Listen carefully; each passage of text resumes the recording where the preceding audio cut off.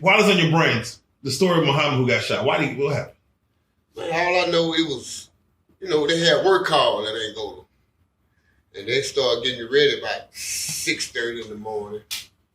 About 6:30 in the morning, you got to get out of the dome. Everybody got to get out the dome. You know what I'm saying? Work call. Yeah. So this particular morning, they had the horses out there. Got the free mans with the guns. They draw down with the guns. They sit on their horse. And the dude I wasn't out there, but by me, don't have to go in the field. With a duty status, I could stay in the dome and play in the dome. I was a dome martyr. So all we heard was the shot. Boom! Boom! Like, man, them real shots. So they ended up killing the dude because he broke out running. Just broke out running. And then, why he ran, he just broke out running. This work call, just like, man, it's cold. But these people actually really killed this man. Was it Iranian or something? Was there a rule of how far you could run? Man, you better not run at all. And these people got real shotguns. Real shotguns. Free kill. Free kill. That was a free kill. Oh. Somebody locked the whole penitentiary down. When stuff like that happened, they locked the whole penitentiary down. Ain't nothing moving. No calls being made. No nothing. There's nothing going on. All right, let's do it like this, man. This is Prison Stories 101, where we try to learn first of all, the who, what, when, where, and why of, how you got to prison. But then we also try to get a couple stories that you may have. Mm-hmm. If you don't mind, go ahead and tell us who you are. And then also tell us who was affected by your actions that sent you to prison. My name is Anthony Mandigo, known as Ratchet King, Shreveport legend. Well, I had a drug charge. I got signed up by a guy, and I got a life sentence behind that. Shot me up with the people. He didn't come to court. But I know this is work. You know what I'm saying? By me knowing that's his work, by me talking to my federal lawyer, see, I was fighting state and fed at the same time. So I'm like, to my federal lawyer, I'm like, man, I want everything they got on me. Pictures, video, audio, I want it. You know what I'm saying? That's my rights. I can ask for that. So when he brought it to me, so as we listening to tape, I tell my federal lawyer, I'm like, man, wait a minute. There's one thing with me on there. I said, man, I'm on the Cooper Road, Pines Road. But really, the Pines Road is not the Cooper Road, but that's what I said come out my mouth. So he's like, all right, bro. All right. Then he called back and said, man, I'm going to call Cuz, see what he want. I said, cool, yeah, see what he want to do. You know what I'm saying? While we make one move, one stop. So I guess he got into it with the agent now. This is what I'm assuming. By me listening to tape, he called the agent like, well, man, yeah, he gonna meet me. I'm gonna meet him on the Astro Pine apartment. I guess the agent like, well, okay, cool. But you need to get with us so we can put this wire on you. You know what I'm saying? So by them putting the wire on him and stuff, they connected it. And I'm gonna show you how God works. Man, soon as they was been recording me, trying to get me, but it was just something on my mind that day that I wasn't really talking on that phone. By me not talking on the phone, they don't have nothing on me. All they got is them. They should have been charged with the case because they set me up. It was entrapment. Yeah. They were really setting me up. So the agent called him back and like, man, do you know what kind of car you in? So the guy like, nah, you don't know what kind of car, man. Let me call him back. So he called me. I answered the phone. Like, oh, what up? He's like, man, I ain't in my car. I'm in my mama's truck. I'm like, cool. Hung up. So I guess the agent hit it back again. The agent said, man, nah, he hit the agent back. He's like, man, what up? I ain't got no money. So what I'm gonna do when he pull up? So the agent like, well, he ain't gonna make it to you. I said, man, what but I ain't got no money. Man, he not gonna make it to you. Boom. That went down. They called back again. Agent called again, like, man, you sure he coming? He's like, yeah, you sure he coming? He coming. Say he'll be in 5 minutes. So as I'm on my way, I'm listening to the tape. By me turning up in the Walgreens on the Pine Road, I turned up in there. First we supposed to meet up at the Circle K. So I changed the location. So by me changing the location, that messed everything up in the case. So now they got to reroute. You feel what I'm saying? So the location that I sent them to is right across the street from the original location. So when I pulled in, it was his truck, which was supposed to be his truck, was really the agent truck, the DEA truck.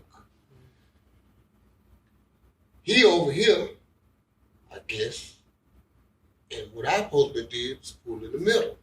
So by me pulling in, I kept going. And I kept going, and I spooked them, not knowing that I'm about to go to jail. So when I bagged up, I got my daughter with me, man. I got my 11-year-old daughter with me. So as I'm bagging up to turn around, I'm gonna pull out. This is him coming, the agent in the truck. So I'm pulling out, my daughter said, Dad, watch out. So I stopped. So the agent stopped. I pulled up, he pulled up. So I'm like, damn, it's strange. So I went in reverse. He jumped out with an M16 and ran to the car, the driver door, and just pointed that bitch in my face and brought it down. My daughter hollered, ah! You know what I'm saying? So I'm trying to get away because I'm not finna let you hurt me or my daughter. So I skied out. I'm skied out. So he shot the tire before I could pull out. Boom! First he raised it in my face like this for him. He brought it down. Boom! He gonna shoot me if my daughter wasn't in that car. He gonna kill me. Oof. All right, so with that said, you kind of answered the who and the what. When did this happen? This happened March 25th, 2008. And where did it happen? On the Pines Road at the Walgreens. And where did you serve time? Angola. Okay. All right, man. Let's do it like this. The first story that we try to get when it comes to these prison stories is, we know that prison is a dangerous place. Mm-hmm. And for you personally, what was the first dangerous thing you seen happen, or if not the worst thing you seen happen that, a sense of danger was going down? Man, there's a lot I seen, there's a lot I didn't see. Majority of the stuff that I didn't see, I wasn't there. But I was there. It might have happened in another dorm or another section. You know, there's so many places in the penitentiary. You got Camp D, Camp C, you got main prison, you got West Yard, East Yard. But it was a stabbing where the dude killed the dude for going in his locker or something. I don't remember. But at this time I was fresh up there. So I didn't really know too many people. But it was so many scenes that happened. How often was something like a stabbing? How often did that go down? Like if you would have put days, weeks, months? Day, all day, majority of days. You know what I'm saying? They can go down. So you just wake up, it might be a day you might get stabbed, you have to kind of stay on your pivot? Man, I've seen people, I've been in the dome where dude hit somebody up in the dome while you sleep. You know what I'm saying? Just jug him up. You know what I'm saying? Or running, hollering in the dome. Ah! Just hitting him up, instead of hitting him with the knife. Talking about all kinds of stuff. It go down. Did you have a cellmate? And if so, who was the longest one that you had? A cellar? Yeah, so. Oh man, when I first got there, I had a cellar with Roy Walker from New Orleans. And my brother, he was around the corner. Rest in peace, Rufus White, he was there. So he was telling the free people, man, my brother's gonna come up here, man. So all of a sudden I made it right there where he was, just around the corner on a different tier, an A block. So he hooked it up But the free man them switched me out from the cell that I was originally in and sent me around the corner with him. So now we sellers. So I stayed in the cell with him probably like 7 months. We both went up on the board. That was April 2010. We both made the board. So he went down the walk, and they had me routed to go to Camp D. So I'm like, damn, Camp D. So now, this is my first time finna go hit the real yard of Angola. I was in the cells. And like that, I had to be in the cell because I had open charges. Mm-hmm. So when I get out and go to the back, so I'm like, man, see the dome? Got 94 beds in the dome. 94 beds. I'm talking about space by like this, this how close you is from each other. Double bunks, you know what I'm saying? This how much room you got from me to somebody else. God. Pigeon, chicken coop. We try to get a story of either hopelessness or despair, either for yourself. There's times where you be like, man, I just can't do it, or I don't, I'm just not feeling it today. I just don't even feel like living no more. Whether you experienced that or someone that you knew, maybe a cellie or someone you knew, give us a story of either something you might have seen or even dealt with, where it just became despair, where you just hit your bottom in there. Man, I seen a dude, one of my cellies one time, all he did was just walk back and forth in the cell. Just walk back and forth. So I'm like, say, man, you all right? That's when I realized that he really lost his mind. Somebody just walked back and forth, just pacing the floor. Was he speaking? Huh? Was he talking? Just walking back and forth. You can't go nowhere from the cell, to the cell barn, because you ain't getting out of there. And this is back of the cell, so he ain't walking too far. But he going back and forth, just pacing. Made me think like, damn, watch this nigga. You know what I'm saying? I don't know what's up with him.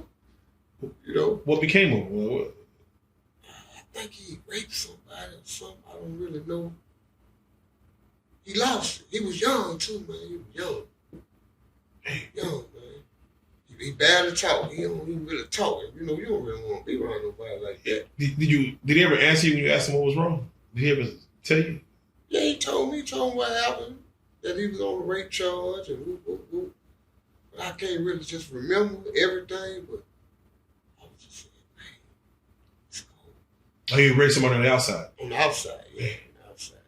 Now, I ain't seen nobody get raped in jail or you might hear stories that whoop got somebody in the bathroom, don't come in the bathroom, whoop, you know what I'm saying? Now, you got dudes down there, real means they want to be witness. Yeah, that's crazy. Somebody that really want to be witness. Which brings me to the next question, which you ain't gonna go there, but I was gonna ask you about a love story. Did you ever find someone either through writing, through maybe a CEO that you connected with, and then kind of just had something with, or someone around you that had like, man, I'm about to get married to this little situation over there? I know a lot of dudes that got married in jail, but as far as me with a love story, no, I ain't. Because I was more loving the books, trying to get free from a life sentence. So that was my baby, learning the law, figuring out how to get out of here. You know what I'm saying? I didn't really have time to be in love with a woman because they ain't doing no swapping lies. You know, I'm in here, you out there. I didn't meet nobody like that. But I could have had. You know what I'm saying? You had free women that wanted to holler at me or I holler at them. I might have spoke with them or we had a little friendly talk here and there, but as far as just a relationship, I went on that type of term. Definitely, which brings me to the story of a helping hand. Was there a situation where either someone looked out for you or you looked out for someone else where, they just, really could have kind of just chilled back, or you could have chilled back, but yet, someone reached out and you reached out? I'm a true hustler, so it don't matter where you put me at, I'm going to find a way to eat. And I was hustling, if it was cell phone, marijuana, mojo or whatever, you know what I'm saying? I did all that. But that was nothing to glorify.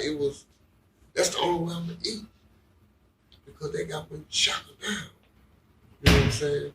4 cents a week. I mean, 4 cents, but it's 2 cents going in your savings and 2 cents in your inmate account. You see what I'm saying? That's even as my job title as a dorm orderly or orderly at TU, wherever I choose to work at. But it's no field. I'm not going to no field because I wasn't a field guy. Yeah, that field service. No, not in 2020. Nah. Yeah, no matter how cold they got you on the back of the what they call that thing? It's really just a diesel. The back just cut off, and they load them up on there. You got bars on there where you sit on there while all the inmates. So it might be about 120 guys out there going to work hard on one trailer. The back of the diesel. Work hard. Lord. Was there before we get to as far as you get out, was there a story as far as with work where something didn't go your way? You know, as far as you got a job, you working on the inside, but either with another inmate, a CEO, just something didn't go your way where you it could have went left. Well, I used to be a chill walker, work at Camp J, and I used to hate to go there. And I used to love go there because when I go there, it's a lot of guys there. That's all they do is practice law. You know what I'm saying? Free C Murder. C Murder worked it back there. And when I was back there, Boosie was back there. So I used to look out for Boosie.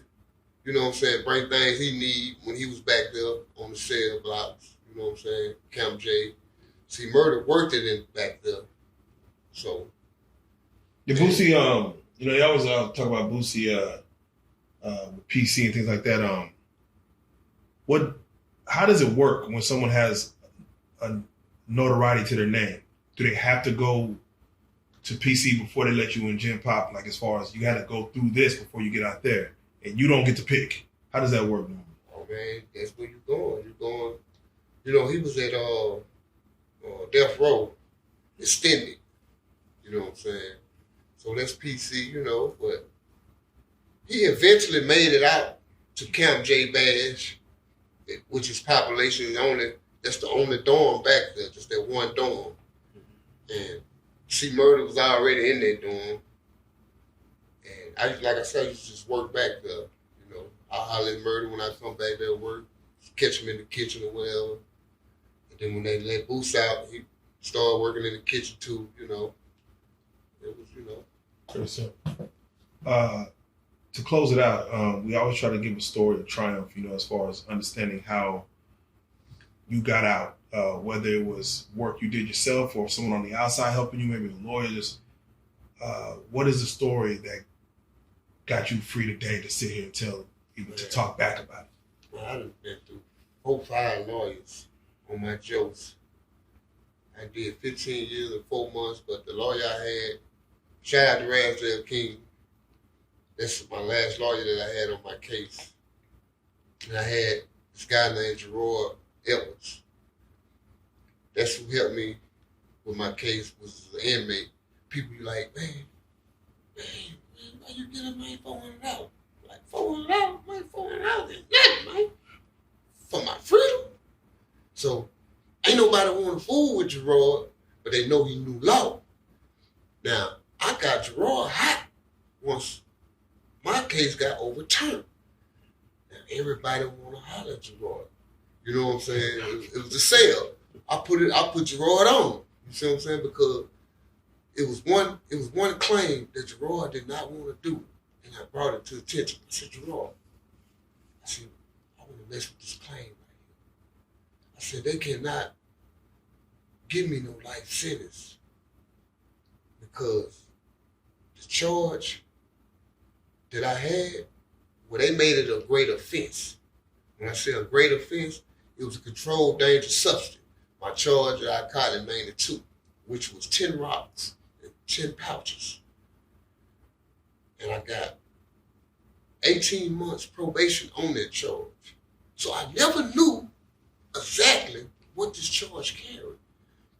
But them having it on my bill of information, my habitual offender sheet, that the charge carried 5 to 30. So I'm like, 5 to 30? This charge carried 5 to 30, and I got 18 months probation. That's not adding up. Because 18 months come before 5 years. It don't say. But the charge actually carried 0 to 5. But on the bill of information, it got 5 to 30. So I'm like, something wrong with this picture right here. So we filed for the colloquy, which is a colloquy. People might not know what a colloquy is. A colloquy is a sheet where what you copped out to, or what you charged with on transcript. So I want the colloquy, the transcript. So it ain't no more than like 3 pages. What happened this day that you got convicted? So when I get the colloquy, we looked at the paperwork. I'm like, see, this charge say 0 to 5. Then I had another charge. It was a pistol charge that carried 0 to 7.5. But I ended up getting 10 years on this pistol charge in 1996. 1997, I got my sentence, which was 10 years when they first started 10 to 15 years on the pistol charge. And it was my second conviction. So I'm like, damn. When they used that, that was a charge they couldn't use to give me life, because the charge was carried 10 to 12 years or more to get a life sentence. So I tapped that down, and I had another one, aggravated flight, that carried 0 to 6 months. Now I think of 0 to 2 years, 0 to 6 months. Either way, neither one of those charges meet the criteria to get a life sentence. So by them using all those charges, I put all of them in my claim, in my post-conviction, my appeal. So when we filed it, this is when I got the lawyer. I had a lawyer named Richard Byrne. Rest in peace, Richard Byrne, from Alexander. I gave him 50 grand for my case. So when he get the case, and when we sent all the work in that we did, he said, man, you know what, man? Like 85% of this shit is what y'all did. I'm just gonna do 15% of it and tweak it up. So in my mind, I'm like, well, shit, so what you saying? You wanna give me some of that money back? You know what I'm saying? Because he was enjoying and loving what we did. Like, they don't pump with the law. You know what I'm saying? I don't know how to do no law, but I had to learn. You see what I'm saying? And by me learning, and when we filed that post in, it sat on the desk, the Caddo Parish District Courthouse desk, for like 60 days. So when they did answer, we never knew they answered it. So my lawyer called me. He's like, you sure you ain't getting no paperwork? I said, no, I ain't getting no paperwork. He's like, well, they're showing that like they said you denied that they denied your post-conviction. I said, no, I ain't getting that. Well, they supposed to contact the lawyer and give him the paperwork. So when he get the paperwork, we filed. We had to go back in and go back to the Second Circuit and file again. We filed on my birthday. I think it was July 2012. I had to go back in there, get permission to get back in. So when we get back in, they come back in October 2012. I was in the dorm and I got that letter. And I opened that letter up. It said, granted, conviction is overturned. Remand for back re-sentence. And boy, that was a relief. Now remember, I got life 30, 20, and a 10. But the life gone now. That was a relief, boy. I slept so good after I gave that life back. It's like, God. That's the first step. God is real. Did the lawyer ever give you some money back? Oh. Oh. Oh, I ain't getting no money back. He said, no money back. But 85% of the work. He died right after when I went back and got re-sentenced. I don't know what the situation was with that, but all I know that his son contacted me and let me know that his dad had passed. Nah, that right there's a moment. He was a high lawyer too. Richard Byrne and Mike Small, remember that? And Alexander. It's only one of them Jewish lawyers. I don't know. It's only one of them guys. Yeah, he was a high lawyer. Man, so yeah, that right there is a moment. Your first day out, I just gotta ask, what'd you do? I think I went and got me some stuffed shrimp from the Landos. I had to go get me some stuffed shrimp.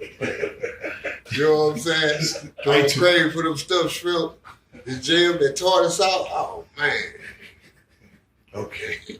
I went to see my grandkids. Everybody, came to the house, see me. I had a wonderful day. Taryn Wynn them come down there and pick me up. But now I'm at Rayborn, I'm at RCCC.